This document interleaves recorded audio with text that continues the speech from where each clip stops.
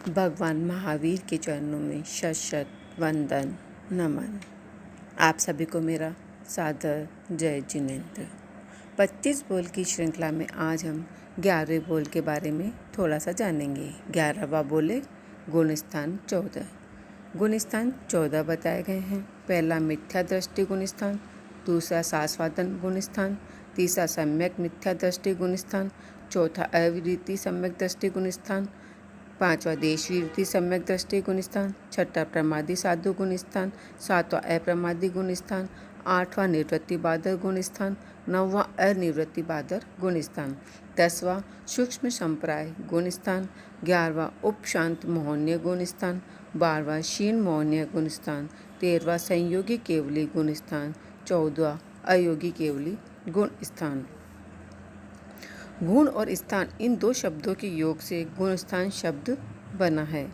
यहाँ गुण अर्थात नाम, दर्शन, चारित्र, स्थान अर्थात विकास या उतार चढ़ाव।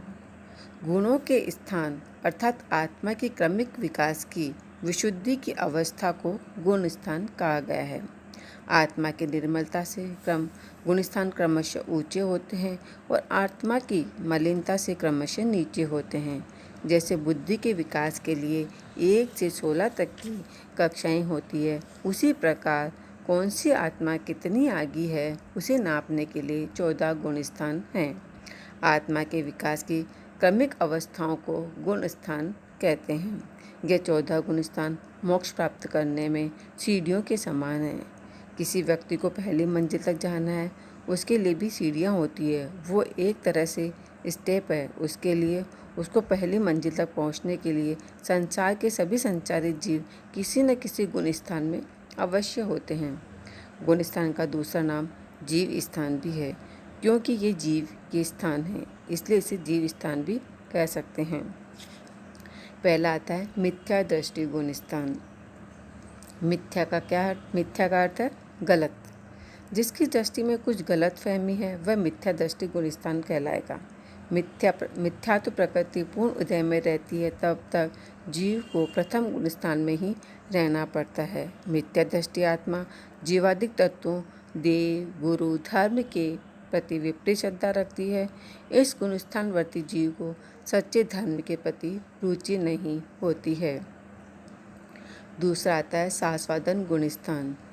जो जीव औपशमिक सम्यक वाला है, परंतु अनंतानुबंधी कषाय के उदय से मिथ्यात्व की ओर झुका रहता है, वह जब तक मिथ्यात्व को प्राप्त नहीं करता तब तक शास्वादन सम्यक दृष्टि कहलाता है। इस स्थान पर जीव पहले गुण स्थान से नहीं आते हैं।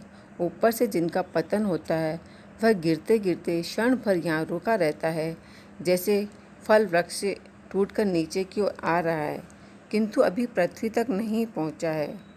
वह मध्य की दशा जैसी स्थिति शास्वादन सम्यक दृष्टि गुण स्थानवर्ती जीव की होती है। मिथ्यात्व दृष्टि गुण स्थान के बाद इस गुण स्थान को रखा गया है, अर्थात मिथ्यात्व गुण स्थान की अपेक्षा यह गुण स्थान उच्च है, क्योंकि दूसरा गुण स्थान भवी को ही होता है, अभवी को नहीं होता है, क्योंकि अभवी को पहले गुण स्थान से ऊपर उठने ही नहीं देता है। तीसरा आता है सम्यक मिथ्या दृष्टि गुण स्थान। इसे मिश्र गुण स्थान भी कहते हैं। जीव की दृष्टि कुछ सम्यक होती है और कुछ मिथ्या होती है, अर्थात जीव संदेह युक्त रहता है। उस संदेह युक्त अवस्था को सम्यक मिथ्या दृष्टि गुण स्थान कहते हैं। इस स्थिति में आत्मा को सत्य पर न तो पूरा विश्वास होता है और न ही अविश्वास। संदेह की ये अवस्था न तो प्रथम गुण स्थान की है, न ही दूसरे गुण स्थान की, न चौथे गुण स्थान की। इसलिए इस अवस्था को सम्यक मिथ्या दृष्टि नाम से अभिहित किया गया है। यह अवस्था डोलायमान होती है। यह पतन का भी रास्ता है और उन्नति का भी। पहले गुण स्थान से निकलने वाला जीव तीसरे गुण स्थान को प्रवेश करता है। तीसरे गुण स्थान में प्रवेश करने वाला भवी ही होता है, जहाँ व्रत नहीं है मगर सम्यक दृष्टि है। इस गुण स्थान में आयु बंध नहीं होता है। यह गुण स्थान संगी पर्याय को ही होता है। मिश्र अवस्था होने के कारण इस गुण स्थान में आगामी भव का आयुष्य बंध नहीं होता है, न ही जीव काल करता है। इससे निकलकर जीव या तो पहले गुणस्थान में या चतुर्थ गुणस्थान में जाता है। चौथा आता है अवीरति सम्यक दृष्टि गुणस्थान। अवीरति का अर्थ व्रत रहित सम्यक दृष्टि की अवस्था। जिन गुणस्थानों में सम्यक का अवतरण पूर्ण रूप से होता है किंतु व्रत ग्रहण करने की क्षमता विकसित नहीं होती, इसलिए अवीरति सम्यक दृष्टि गुणस्थान है। अप्रत्याख्यानवर्ण्य के उदय होने से प्रत्याख्यान नहीं कर सकता है। वे व्रत आदि को यथार्थ जानते हुए भी अप्रत्याख्यान कषाय के उदय से स्वीकार नहीं कर सकते हैं। यह गुणस्थान चारों ही गतियों के संगी पंचेंद्र जीव प्राप्त कर सकते हैं। तो पर श्रद्धा रखना ही सम्यक दर्शन है। ऐसे सम्यक दर्शन की प्राप्ति इस गुणस्थान से ही होती है। यदि यहीं से मोक्ष का मार्ग प्रारंभ होता है। धर्म की भूमिका बताने वाला चौथा अवीरति सम्यक दृष्टि गुणस्थान है। पांचवा आता है देश वीरति गुणस्थान। चारित्र एवं व्रतों को धारण करने वाली आत्मा की अवस्था को वीरति कहते हैं। जो सम्यक दृष्टि जीव यथाशक्ति अल्पांश में वीरति के भाव रखे, तप व्रत पचकान जानना श्रद्धा पर रूपे यथाशक्ति पालन करे, उसे देश वीरति गुणस्थान कहा जाता है। यह गुणस्थान श्रावक में होता है। जो 12 व्रत स्वीकार करते हैं वह इस 5वें गुणस्थान में होते हैं। जिनके जीवन परित्याग के लिए एक भी त्याग है तो 5वें गुणस्थान का आराधक हो जाता है। ऐसे वीरति मार्ग की प्रथम सीढ़ी माना गया है। इससे सत्य का आचरण प्रारंभ हो जाता है। छठा आता है प्रमादी साधु गुणस्थान। प्रमाद यानी कि आलस्य, साधना के प्रति उदासीन हो जाना, कुछ क्षणों के लिए कर्तव्य से विमुख हो जाना, स्वकर्तव्य के प्रति सजग नहीं रहना, आत्मस्वरूप का स्मरण नहीं रहना प्रमाद है। प्रमाद 5 है। मद, विषय, कषाय, निंदा और विकथा। कभी कभी इनके अधीन होने से साधक प्रमादी साधु कहलाता है। जिन जीवों ने पापजन्य व्यवहारों से सर्वथा निवृत्ति ले ली है किंतु संज्वलन कषाय का उदय होने से प्रमाद हो जाता है, उसके स्वरूप विशेष को प्रमादी साधु गुणस्थान कहते हैं। इस गुणस्थान में मिथ्यात्व और अवीरति आश्रव का तो पूर्ण निरोध होता है, पर आगे प्रमाद कषाय योग इसकी विद्यमानता के कारण कर्मों का आगमन द्वार खुला रहने से प्रमाद हो जाता है।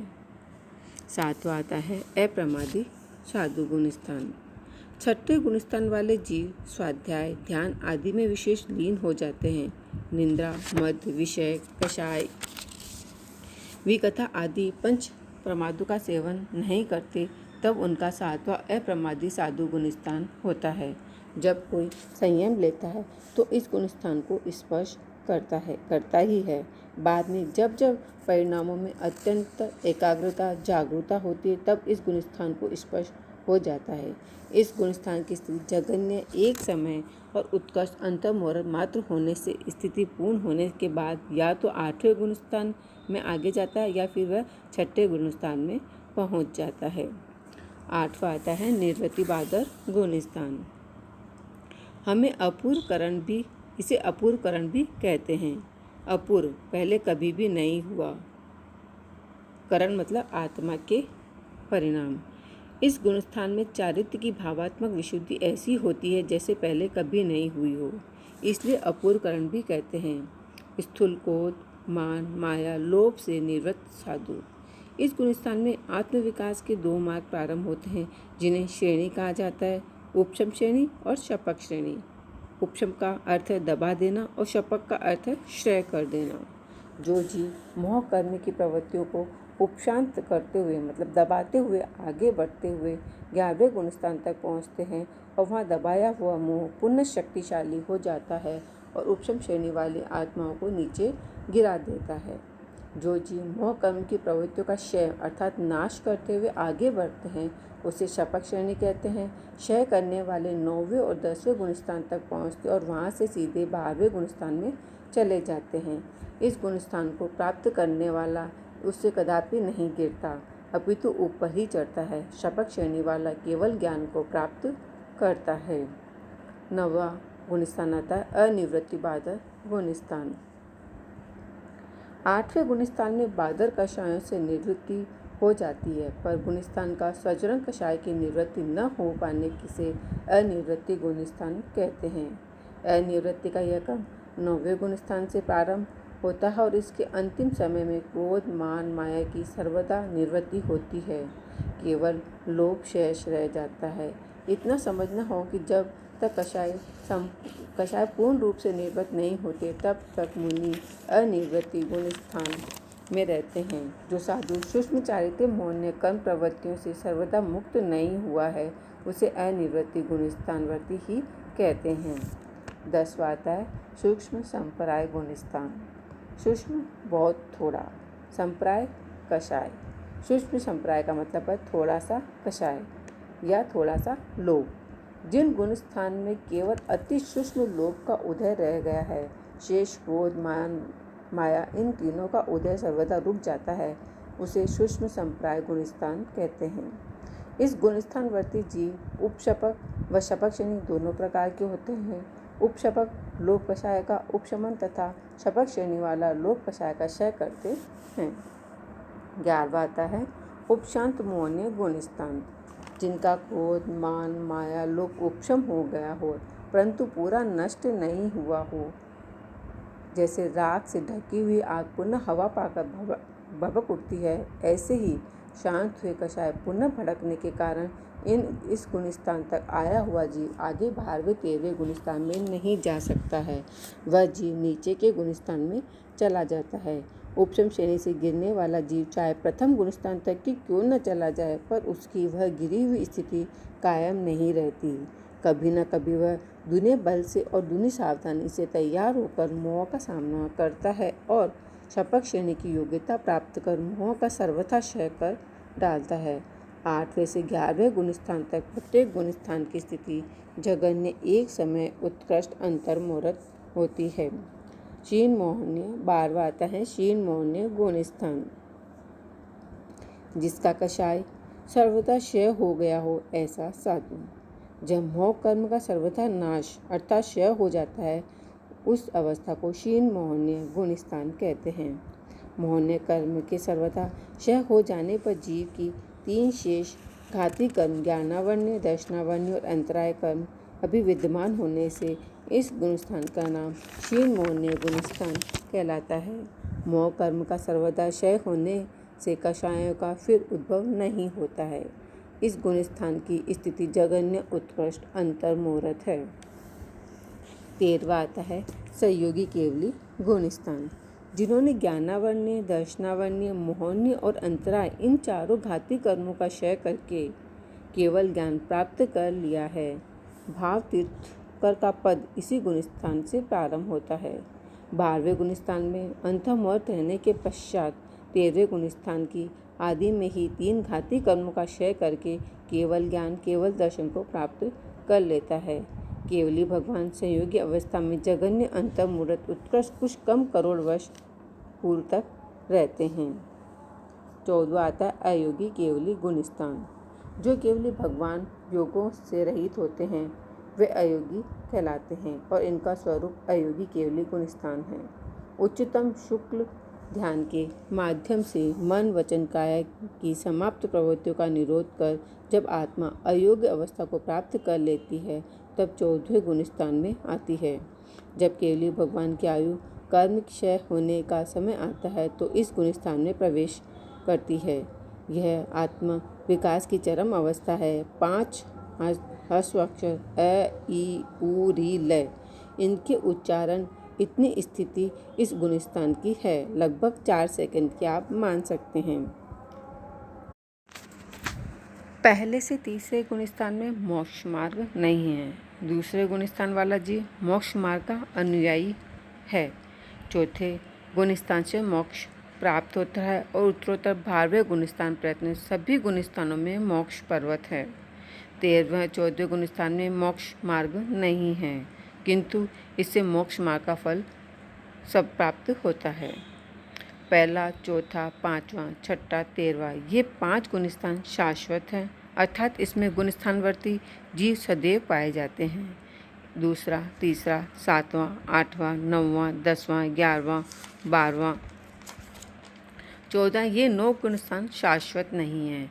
किसी समय इसमें जीव रहते हैं और किसी समय नहीं। 1 से 10वें गुण स्थान प्रयत्न 8 कर्मों की निर्जरा होती है, क्योंकि 8 कर्मों का उदय ही इन गुण स्थानों में रहता है। 11वें व 12वें गुण स्थान में मौन्य कर्म के अलावा 7 कर्म उदय में रहते हैं। 13वें और 14वें गुण स्थान में 4 अघाती कर्मों की निर्जरा होती है।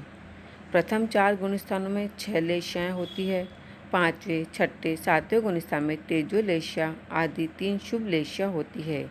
इसके बाद 13वें गुण स्थान तक शुक्ल लेश्या होती है। 14वें गुण स्थान में कोई लेश्या नहीं होती है।